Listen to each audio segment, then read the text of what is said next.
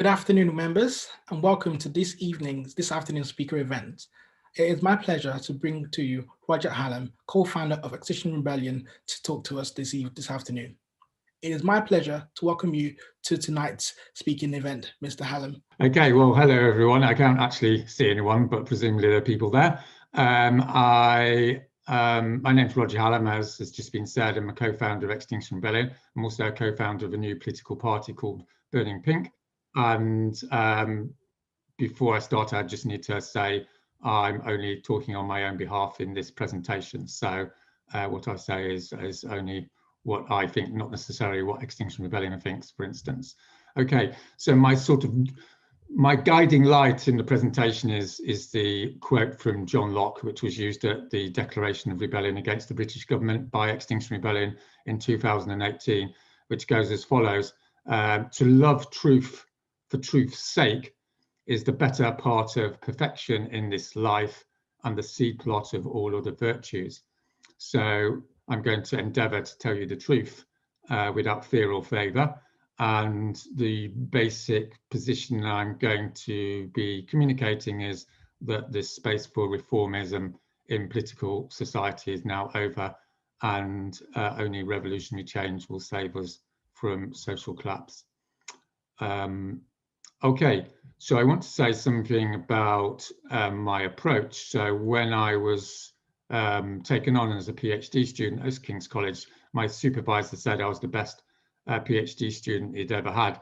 And I'm not saying that because I'm trying to be big-headed. I'm just trying to say it because I think the reason for that is because I would describe myself as a ruthless empiricist. In other words, what I'm interested in doing is not particularly moralizing or speculating or deluding myself by things that I want to see. I want to look at what actually is and what is actually happening. And this is more difficult than you think, particularly when you're talking to elite audiences, no disrespect intended, but these audiences tend to be very ideological in my view, partially because they have a very strong and irrational view that progress is inevitable, when obviously that's historically illiterate. Secondly, that they believe reformism is the only way that society is effectively changed, which often is the case in many periods of history, but often isn't the case as well. And thirdly, because of their material and cultural privilege, it's very difficult for them to see a world where they don't have that privilege. So the psychological uptake summary, I suppose, is that people tend to not believe what they don't like. And that's as strong with very intelligent people as it is for not so intelligent people. And so that's what we're up against. So in terms of a rational use of my time, I would say probably the worst audience to talk to is Oxford students, because 99% of you aren't quite going to accept what I'm going to say for the reasons above. However, the catch in the tail is I have good reason to believe maybe 1% of you, maybe more, maybe less, will be able to see the clarity of what I've got to say, unclouded by the various ideological interferences. Okay, so that's my introduction. So I'm just going to go through the reality that we face in 2021. Obviously, this is going to be quite broad and basic, and I will hope that there'll be some questions on it if needs be. So I like to talk about the real world. And I think when people talk to you about the climate crisis, then one of the ways you can work out that they're trying to deceive you is they don't actually talk about any figures. So if you're a good empiricist, the first thing you need to start off with is the figures. So here are the figures, and then I'll interpret what they mean in terms of the political and social implications. So the figures are at the most important figures are as follows. So in 2020, we were 1.3 degrees above pre-industrial temperatures. Between 2000 and 2010, global temperatures went up by 0.2 of a degree, between 2010 and 2020 by 0.3. So it's a reasonable prediction that between 2020 and 2030, they're going to go up by 0.3, arguably by 0.4. The upshot of it is in the next 5 to 10 years, we'll be going over 1.5 degrees centigrade, which, as I presume you know, is the limit set by the Paris Agreement. So the first prediction is the Paris Agreement will fall apart within the next 5 to 10 years because of the force of geophysical reality, as you might say. So that's the first thing to consider. Secondly, we also have what are now two really concrete locked-in additions to that temperature increase. The first one is that the Arctic ice in the summer will be melted by 2035, adding 0.4 degrees centigrade to that total, and global dimming, which is the pollution in the atmosphere, which has been placed there through the emission of fossil fuels. When that is removed, then the sun's rays will heat up the Earth by approximately 0.5 of a degree of centigrade. So we've got the 2.5, which is more 1.5, which is more or less locked in, and we have these two debts, as you might say, which are going to be impacted upon us, bringing us to 2.5 degrees centigrade of locked in temperature. And then we've got the wild cards, as you might say, of methane in the permafrost, which if it melts by, say, 1%, then it will increase temperatures by 1 degrees centigrade. And Amazon dieback, 17% of the Amazon is now cut down. Estimates suggest that when it gets cut down by between 20 and 25%, then it will collapse as an ecosystem, again raising temperatures arguably by 1 degree centigrade. So the domino effect here, as you might say, is once we get to 2.5 degrees centigrade, we almost certainly will have knocked over the domino of the permafrost methane problem or catastrophe and the Amazon dieback. And that will take us up into the region of 4 degrees centigrade, which everyone agrees will be the end of civilized life. The reason why it's the end of civilized life and will be the end of civilized life at 2.5 degrees centigrade is because that isn't the main figure. The main figure, as you may know, is the doubling of that, i.e. the temperature over the land. So temperature over the land is double or even 3 times the global average. So what we're actually looking at 2.5 degrees is an average temperature of 5 degrees centigrade. But again, that's not really the figure to think about. The figure to think about is what happens on a hot day. So if it's 5 degrees centigrade, then on a hot day, it's going to be 10 to 15 degrees above average. And that takes you over 30 degrees centigrade, which is the commonly agreed tipping point where crops die or don't grow. So that will produce the inability to grow grain and corn at scale in the center of continents, which is the basis of civilized life. Added on to that, of course, is the extremities of the temperatures. So the temperatures will become more extreme because of the breakdown of the jet stream, which we can talk about if you like. So in other words, the hot days will be more often. So this is why the social implications are that at 2 degrees centigrade, according to a recent paper, there will be 1,000 million refugees in the world fleeing Central America, Africa, India, and other tropical areas of the world. At 3 degrees centigrade, we can double that and say there's 2,000 million people. But somewhere in 1 in 6 and 1 in 4 people will be on the move within 20 years, according to these estimates. So really what we need to look upon is not the more or less locked in consequences of what's happened over the next 30 years. We need to look at the social and political implications of global civilizational collapse. Okay, so this is where it gets a little bit more new territory, as you might say. So I want to make sort of 3 suggestions about what this will mean, all of which I think are no-brainers from a sort of empirical point of view. But as you'll see, they've got major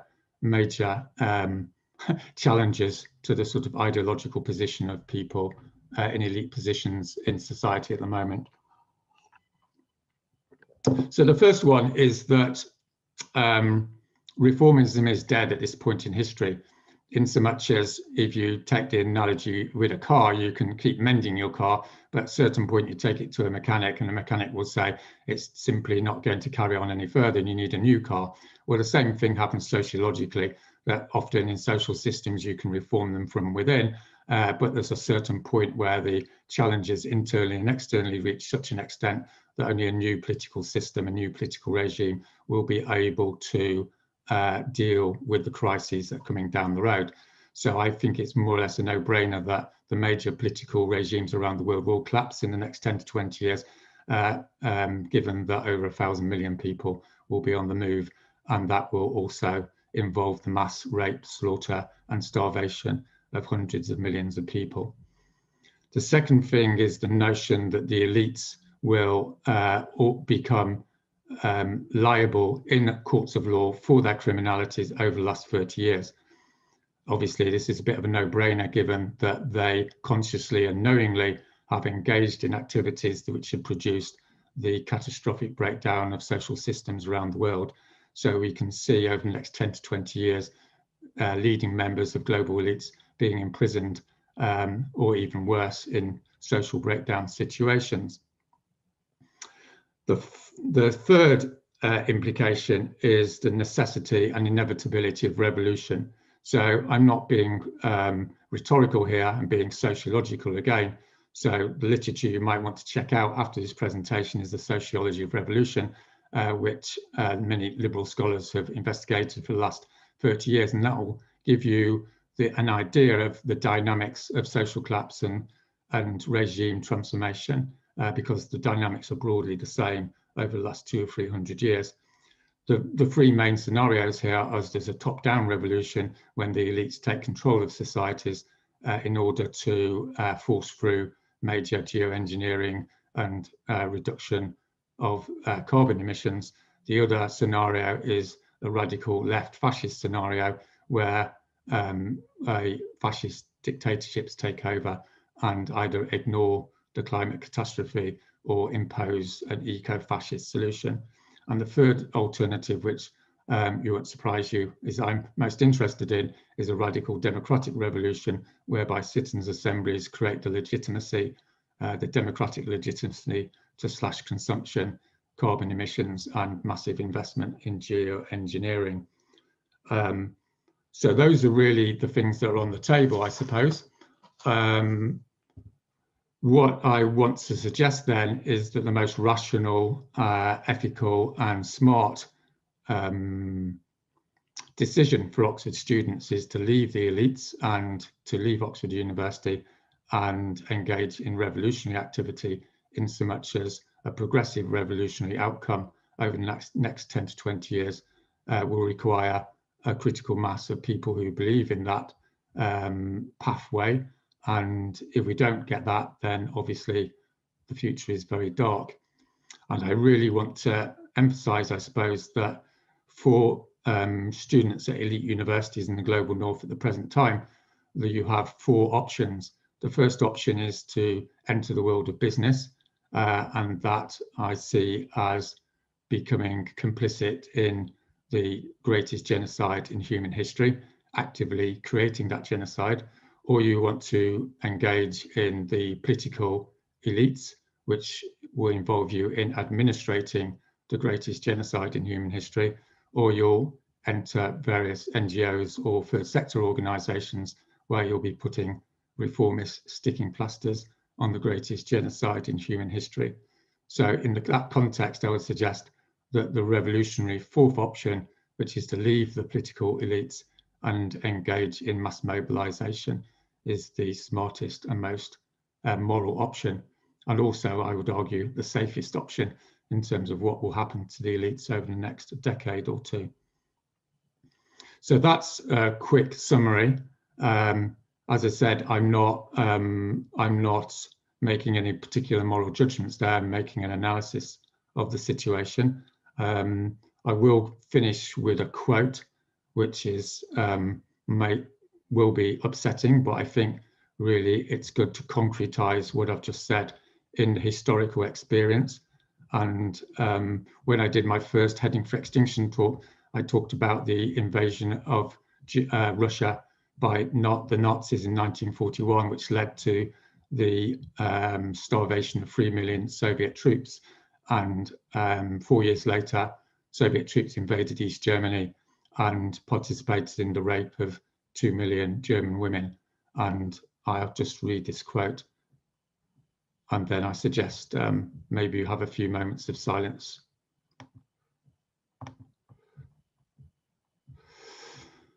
So this is a quote by a Russian soldier. You can see it on YouTube. It's Russian veteran recalls their crimes in Germany. So it goes as follows. Suddenly, I started to hear screams. I went to the window and saw the major come out. He was a bad man, Major Andronov. He ordered his men into 2 lines, 1 for each girl. They caught the girls, stripped them, and began to rape them. Everyone in the 2 lines took turns raping these 2 little girls. They started to bleed. I looked at it all in horror. When these 2 girls passed out, they were shot in the mouth. And nearby was a pigsty, and the bodies of the 2 girls were thrown in the pigsty. I went to the pigsty in half an hour, and there were only the skulls of these girls and the crosses with beads. The pigs were hungry and ate them. There was mass rape, a continuous rape of women, in which everyone took part. Thank you for that opening, Mr. Hallam. I'd just like to quickly sort of like mention a quick sort of apology for anyone who might have found the last speech without a trigger warning a bit uncomfortable. Of course, the issues we're talking about today are very, very important, and of course they are going to have uncomfortable themes to deal with it. I think that the last point, I'll start from the back and start from the last point which you made, Mr. Hallam, and you argued that students who are in elite universities such as Oxford should, the best thing they can do is effectively to leave. But also I recognize that you were a successful student yourself, studying PhD at King's College London. You even went so far as being able to convince the university to implement the boldest net zero plan of any university in the country and getting it to divest from fossil fuels. And in the fact that you've succeeded within the system and also benefited from the system, why do you think it is the case that young people who perhaps might be in Oxford through a social mobility circumstances are best served by not partaking in the same privileges that you did yourself? Yeah, well, I won't be finishing my PhD, just as a matter of fact, because I am leaving King's College for the reasons I've outlined in this communication to you. I don't doubt for a minute, obviously, through the experiences I had through taking direct action at King's College, that you can engage in institutional change through direct action in your university. However, that's like rearranging the deck chairs on the Titanic in terms of a strategic and moral overview of what needs to happen at this point in history. And what I'm saying is, in many points in history, students and people who have the intelligence and moral integrity do leave the elites in order to engage in revolutionary activity, because they correctly make the judgment that the society they're in is morally corrupt to the point of collapse. And if there was any a point in human history where this was the case, then sociologically, I can't think there's any argument that this is not the most, the most immoral moment in human history, given the extremity of what the elites have constructed for your generation over the next 20 years. Thank you. One thing I found quite interested in your speech, which sort of like advocate for a very, very staunch and unapologetic conclusion to solving the climate crisis, is your recognition of the fact that reformist approach are redundant. You believe that it's pointless. And I also recognize that in the same vein, Extinction Rebellion was quite successful in getting governments to announce climate emergency and announce the net zero plan for 2050. So I was wondering, do you think that Extinction Rebellion got it wrong then? Or what would you go back to change then, since the reformist approach seemed to be an approach that somehow worked for you, for a company that for a movement that you co-founded in the past? Yes, well, we need to understand that what works is what is necessary to minimize the catastrophe that's now locked in. So what many people think of what works is what I would call sort of postmodernist posturing.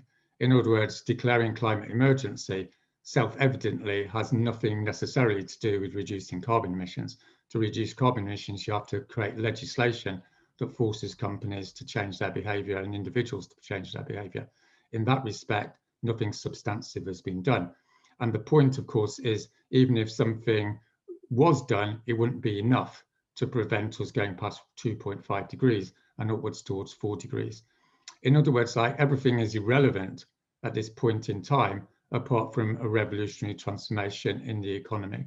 And that requires the change of a political regime, given the literature on how rapid political change works.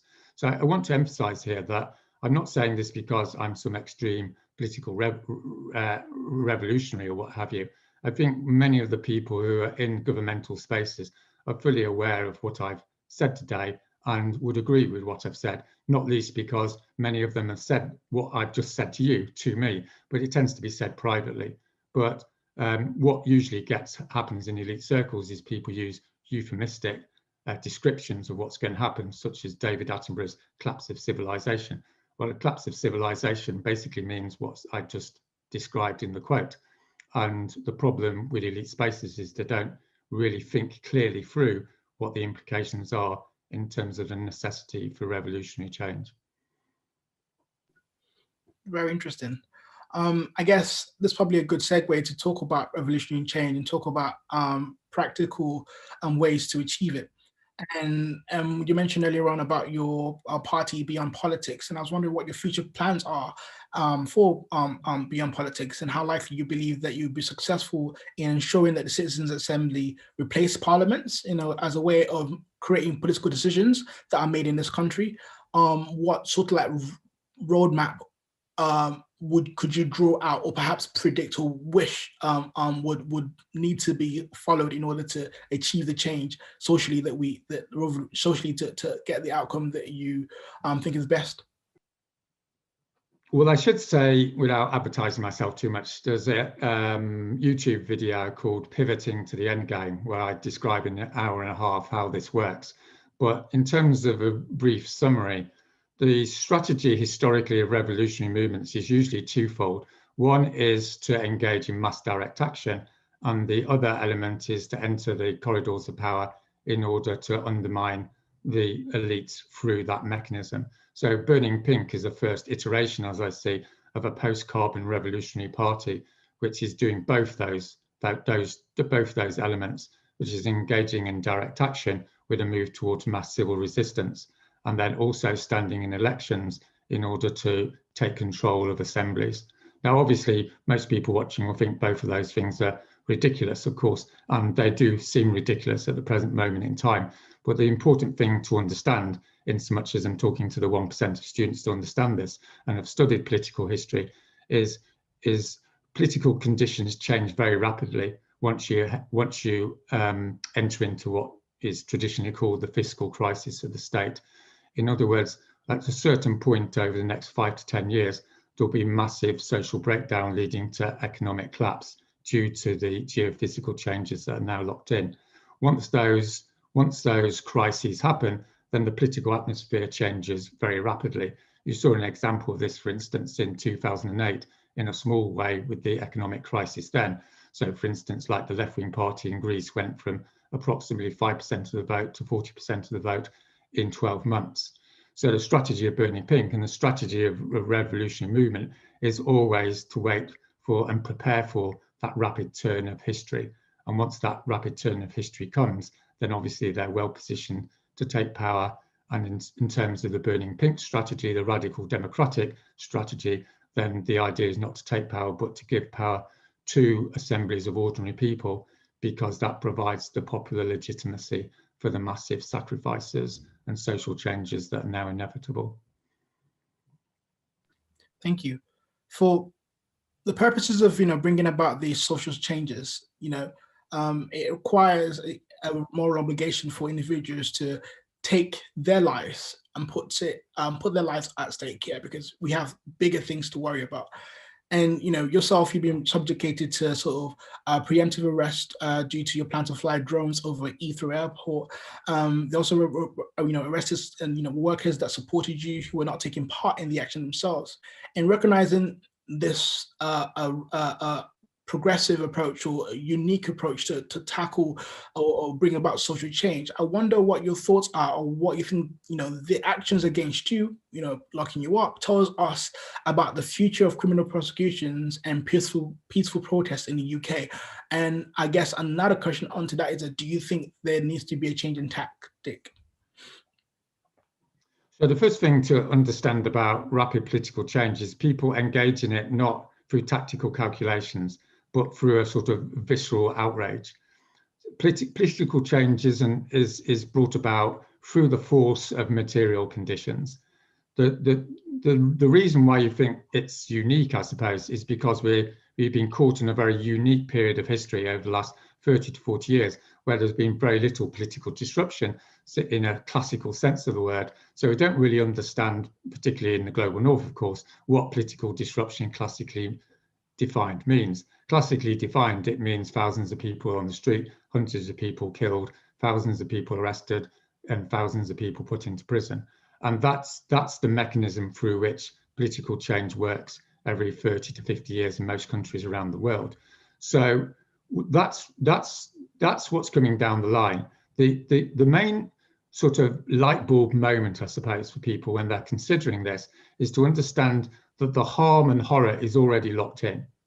So this is what drives people onto the streets, is the realization they're already going to get hurt and they're already being hurt.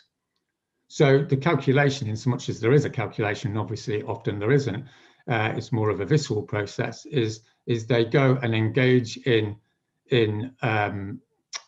rebellious activity because that's the safest option at that point. So that's how most rebels see their political activities historically, and that's how I see my activities. It doesn't surprise me at all that I get put into prison or arrested. That's part of the process. And if you look historically at most rebellions, a professional rebel, as it were, expects this to happen. It's part of the process of creating change. And as I say, the reason for doing that is because people are going to get hurt anyway, as the phrase goes. Thank you. On the topic of rebels and the unfortunate realities that they have to go through, I think that for some individuals who would want to get involved in involved in public action and citizenry, they're perhaps a little bit more disadvantaged. More specifically, I'm talking about whether you think that Extinction Rebellion and the movement in general has sort of like exacerbated what some might call, white privilege by using tactics that put people of color at risk and then more than white people. How would you respond to such criticism that kind of imply that these methods are methods which it's not okay, but it's less punishable by one group and heavily sort of like punished when committed by another group? Well, I think the premise of the criticism is incorrect. The civil resistance is primarily used by poor people around the world in order to prevent their extreme exploitation or oppression. And the calculation, I suppose, as I said, to reiterate my previous answer, is once an oppressed group understands that they're going to get hurt anyway, then they engage in civil resistance. And of course, the more likely, the more poorer and what have you are, then the more likely you're going to get hurt, and to a greater extent. So what we'll see over the next 10 years is increasing numbers of people from those groups engaging in civil resistance as the implications of the climate emergency are imposed on the lower classes of societies, both in the global north and the global south. So I think the debate is somewhat academic at this stage because of the extremity of what's coming down the line. And yeah. Thank you. A question from one of our attendees I thought was quite relevant in the response you gave now, in the sense that you expect that more people from all backgrounds, especially those who are affected by it the worst, which are the poorer backgrounds, will sort of flock to this movement and folks are realizing that something needs to be done. But anonymous attendee asked that, people will respond to fire or run to see a flood and try to escape. What you're describing, especially with the centigrade temperature increasing, is a very slow and not very visible onset of catastrophes. So how do you expect people to respond to something that's happening at such a slow rate before it's too late? Yeah, well, that's the best question so far. Because this is the horrific conundrum, right, of the situation that is facing people today, and obviously particularly young people.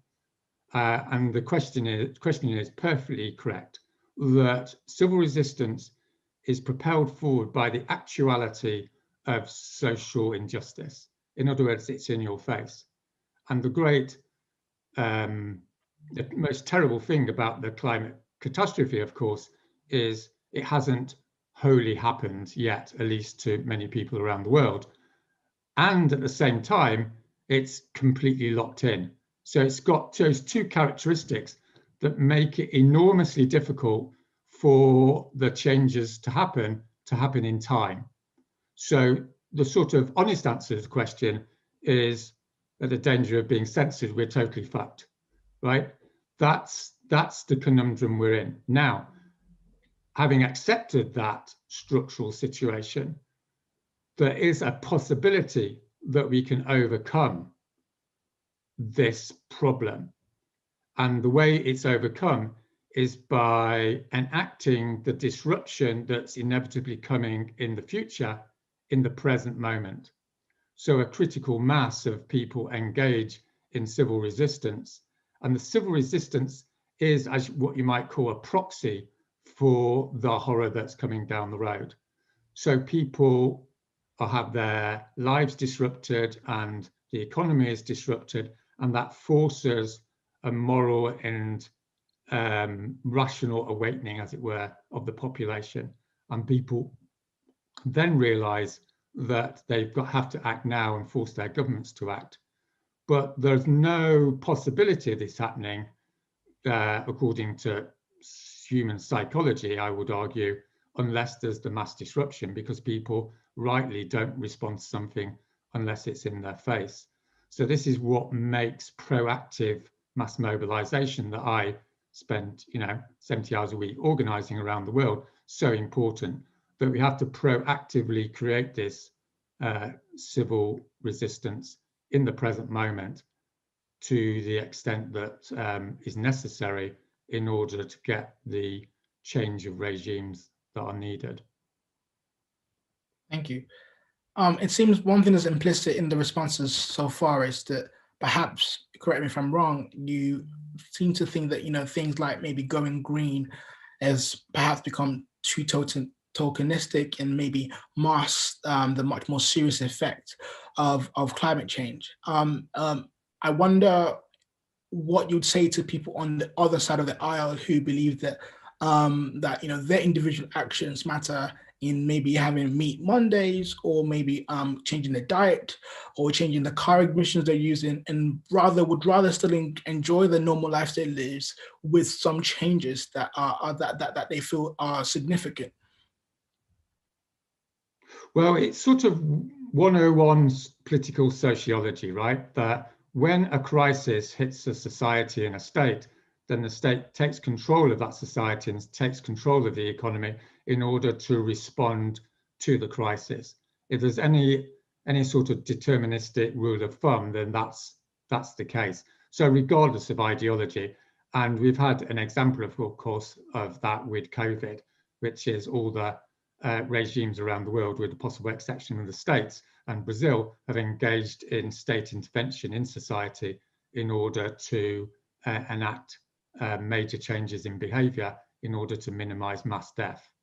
So at this stage in history, there's only one viable scenario which will respond adequately to the extremity that we face, which is the state intervention in society in order to persuade, and if not persuade, enforce and coerce a massive change in individual behaviour and economic activity. And that's really the only game in town at this stage in history. So again, let me emphasise, this isn't a moralistic point, you know, I'm a vegan and I don't fly and all the rest of it, but that's not the issue at this moment. It might have been the issue in 1995. And this is the major challenge, is to understand that in 2021, there is a phase transition, as it were, in the status of what the climate catastrophe represents. It represents something fundamentally different to what it represented 20 years ago. At this point in history, we are looking at social collapse due to temperatures going over 2 degrees centigrade. And there's nothing we can do about that apart from the possible intervention of mass geoengineering. Thank you. So in the situation we are now, it's almost like we must act immediately. And of course, to achieve that level of public's acceptance or having the public on your side will be very, very helpful. And one question that I thought was relevant was by President James Bryce, and he asked whether you ever stopped to wonder whether turning the majority against you with such displays of direct action will fail. And would you be helping environmental degradation by working outside the system? Well, you're quite right that the methodology of mass civil disobedience, as practiced by Martin Luther King and Gandhi and other similar figures, involves the alienation of a large proportion of the population in the early stages of the confrontation. So, for instance, in 1961, Martin Luther King was arguably the most unpopular man in America, and by 1967, he was arguably the most popular man in America.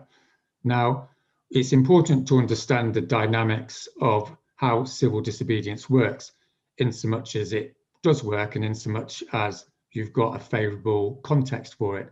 So it's no point engaging in civil disobedience, for instance, on an issue where the majority of the population have an absolute opposition to what you want to propose.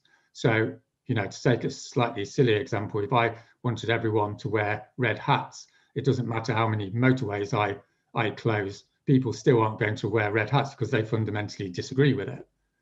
Where civil disobedience works is where there's a fundamental contradiction in the values of society between what a society says it believes in and what it's actually doing. So to use the analogy with the civil rights movement, you know, broadly speaking, the American public was of the opinion that all people were of equal worth under the American Constitution, and that was massively violated by the structural racism of Black people in the South. So what Martin Luther King did, of course, was, and the civil rights movement, was dramatize that contradiction through mass civil disobedience. Now, how the dynamic goes is initially, as we are all aware, when you're challenged on a moral contradiction, you become defensive and you don't like being challenged on it. And at a certain point, if you're dealt with respectfully, then you change your mind and realize the errors of your ways, as it were, and then some structural change happens. So with the climate catastrophe, of course, everyone's aware that it's a bad thing and it's coming down the line. And the values of society are such that we believe we should look after our children, we should look after nature, and we should look after our societies and our countries. So the great contradiction in our present context is that we want all those things. That's what we consciously think we want, but we're engaging collectively in the diametric opposite of that through allowing our governments to put CO2 into the environment.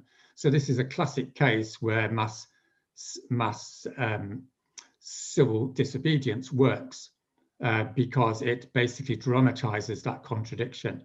But it's important to understand that in the early stages of that process, then everyone hates you, to be blunt, because no one likes to change. We all know that in our personal lives, right? It's just basic human psychology. If someone challenges you, then you react negatively. But because it remains non-violent, it remains respectful towards the opposition, it provides a face-saving mechanism, as you might say, through which a society changes.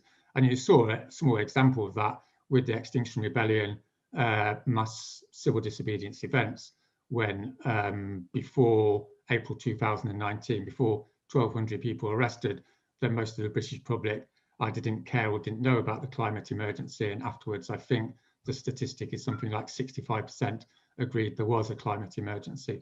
So that's a small iteration, of course, of civil disobedience. In order to create, substantive change, then you probably need enough people to engage in civil disobedience to have 10,000 arrests, and then you'll find major structural legislative change is brought through. Thank you.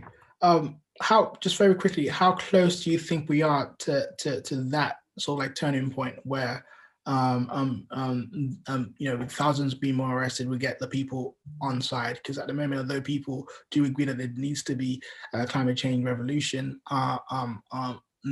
there is some level of, at least according to what you described, reluctance or lackadaisical efforts from the politicians and from the voters. Well, the core causal element, as it were, in the creation of civil resistance and mass civil disobedience is not really the structural characteristics of the society, strangely enough, because often people think it is. The real causal variable, as it were, is the organisation and organisational ability and strategic coherence of the activist core, in order as the revolutionaries or radicals that engage in the mobilisation. So the key challenge over the next year as we come out of COVID is to create mass mobilisation systems in the countries around the world, which is what I'm engaged in. And that's my invitation, I suppose, is the most rational and moral thing for Oxford students to do, is to leave their courses in so much as they're going into dead end scenarios, as I've shown, and to join in those mass mobilisations around the world. And those mass mobilisations will, through organisational coherence, as it were, create the 10 or 20,000 people in the countries who will engage in civil disobedience and get arrested. And it's important to understand that every state has quite surprisingly high vulnerability to organised civil disobedience. So, for instance, like leading judges in the UK have informed Extinction Rebellion that if there was more than 3,000 arrests within 2 weeks, then the police and security forces and judiciary system would be overwhelmed, and you would be looking at some sort of structural response, legislative response from the government. And you can see examples of that, for instance, in the Black Lives Matter protests in the States, where state legislatures started to entertain the idea of structural reform of the police. And also in the French uprising of 2018, when the police went to the French state after 10 weeks of protests and told them to sort the situation out, otherwise they wouldn't perform their duties on the front lines after the Christmas period. So there's plenty of empirical evidence this works, but it's difficult to conceive of it, of course, before it's actually happened. But it does happen over and over again, and you just need to look at the record to understand that. Thank you. On the point of strategic coherence being needed in order to sort of like achieve the structural changes that the climate change cause advocates, one can understand that for many people, especially those who are climate change deniers, feeling as if there's a message of doom and gloom, or there's an inconsistency in what the facts are, allows to reinforce feelings that maybe that these are just exaggerated calls and there is no issues. And one thing that kind of points on this problem, which Peter Watson has pointed out, is that how yourself in XR's predictions of how likely climate change will impact are much more worse than the expert consensus in the Intergovernmental Panel on Climate Change reports. And he wonders why your why you're giving predictions that differ from these academic experts. I understand I'm asking that question at the risk of I'm falling into the Cambridge University trap there. But much more importantly, I think that in order to achieve this strategic coherence that you're trying to attain, we need to all be singing from the same hymn sheet and have the same voice. And if one can poke holes in the arguments by saying that we don't know what we're talking about, all people who are climate change advocates have different figures and different interpretations and predictions, it doesn't bode well for convincing either the denier or the lay public member. Yes, well, you can take this on two levels. So taking it at face value, the reason why the figures I produced are more radical in inverted commas than the consensus is because the consensus is politically influenced. So as a good sociologist, you should never take the figures stats at face value. You always have to look at the social space in which those statistics are produced. So for instance, a classic example of this is if you ask people whether they're going to vote for the Tory party, a lot of people will say they're not going to vote for the Tories and then do because of what's called the shy Tory syndrome. In other words, like people don't want to admit they're voting for the Tories. Now, any decent sociologist will therefore, and polling companies do this now, they'll take that into account. So let's say 30% say, they'll vote Tory, but you should really assume it's 33% for the sake of argument, right?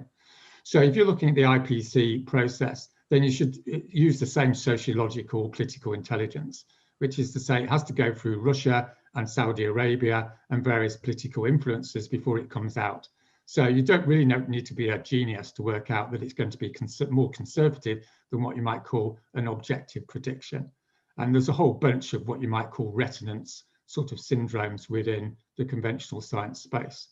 So that's the reason why the figures I'm producing are arguably more radical than the IPC.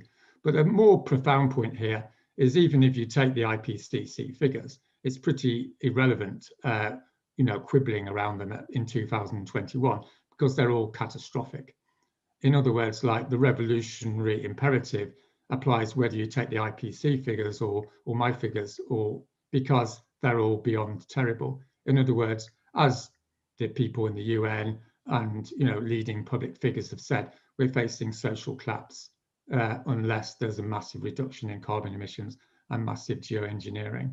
And the sociological point I'm saying, which is my specialism, is that political regimes simply cannot change that fast.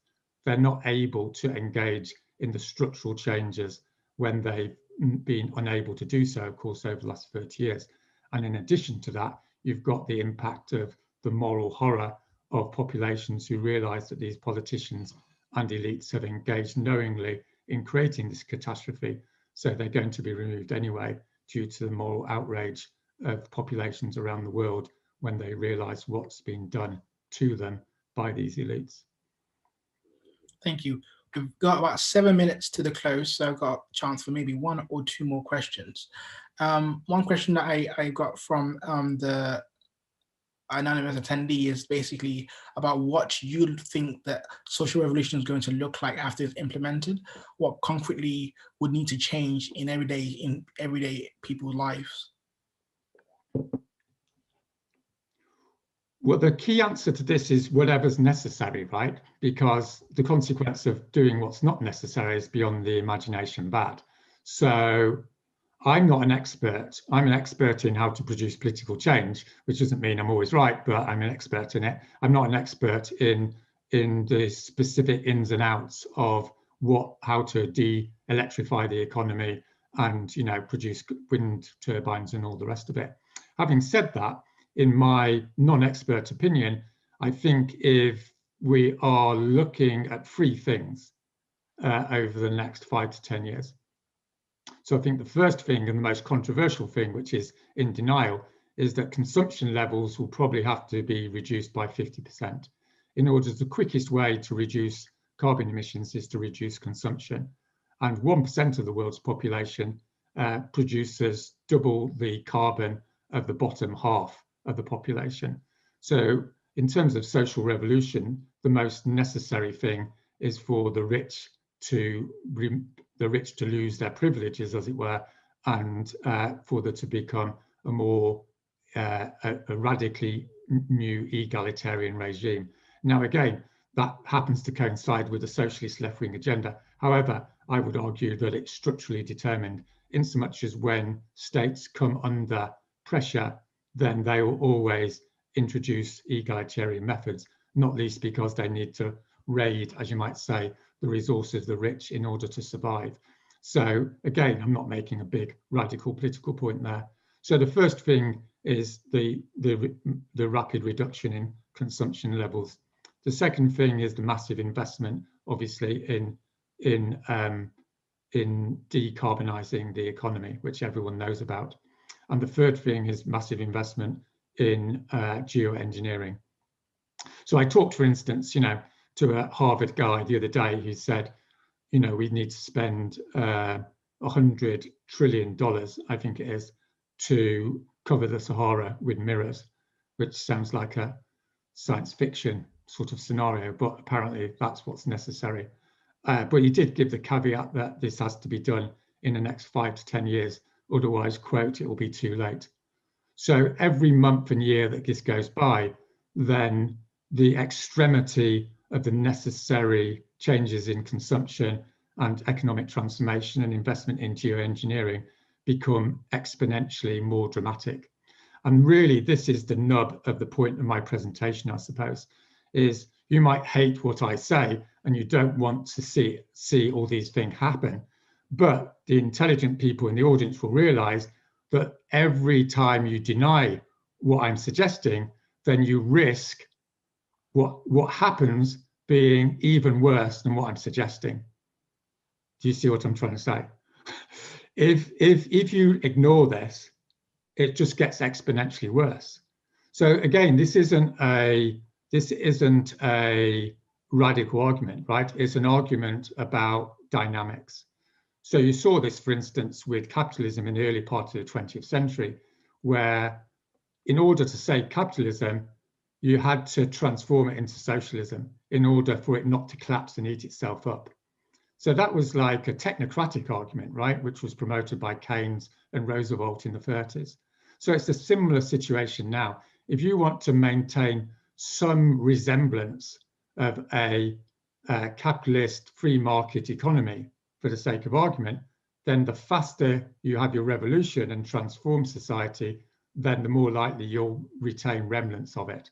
Because in 5 or 10 years' time, all the concrete options will involve some horrendous form of authoritarianism at best. So that's the name of the game. Thank you. So I think we've only got maybe one more chance for one last question. And I think that perhaps the most fitting one is one that kind of ties into your opening last quote and also your last quote now, where you mentioned, if you hate what I talking about, whether it's important that people hear what you say, if it is the case that what you're talking about is got such drastic and very pertinent emergent crisis related effects. And the question effectively is, in the past you've once sort of like referred to the Holocaust as almost a normal event, just another effery in human history, and something that you've recognized as anti-Semitic and have since apologized for. I thought, what advice would you give to sort of well-intentioned activists who in their efforts to try to drive the point across might end up sort of either alienating communities or making those who would naturally want to be the supporters drawn back? Would you stand by the fact that what matters is that message, not the delivery, or would you recommend a different approach?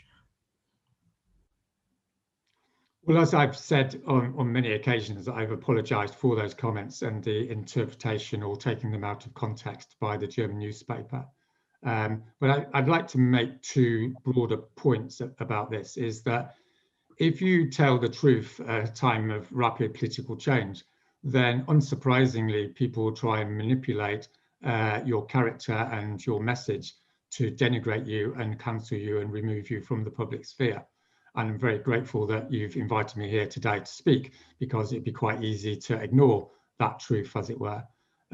So you should, if you're going to speak the truth in society at a time of horrendous horror, right, which is what I'm describing here, then it shouldn't come as a surprise that you're entering a very dangerous territory, both to yourself and your reputation and all the rest of it. And that's really part of the process of bringing about political change. But in terms of the ethics of the situation, that's why I started with the quote from John Locke, not because it's from John Locke. John Locke's got his pros and cons, as we all know, but because what quote connects really with the heart of the moral tradition in many cultures and societies, which is, if a society perpetuates a fundamental untruth, a fundamental lie, then it will destroy itself. That's probably the deepest collective wisdom of the human experience. So in the present context, we're in the process of telling ourselves the most horrendous lie, which is we can continue with the form of economic activity we have and not destroy the lives of our children. And that's a lie. And if we continue to live that lie, then we will have the reputation of being the most stupid and immoral generation in the history of humanity. Thank you very much, Roger Hallam. It's been a pleasure speaking to you today. And I'm sure that the members would gain a lot from your wisdom and your advocacy for climate change and climate justice. I'd like to thank everyone else who's watching the webinar today. I also like to remind them about the wonderful events we have this evening, which is Royal Spirit OBE at 6 p.m. And of course, the later events we have for the rest of the week, which you can see on our website, Term Card. Thank you very much, Roger, again. And I hope that everyone has a good evening. It's been a pleasure having you. Yeah, thanks very much.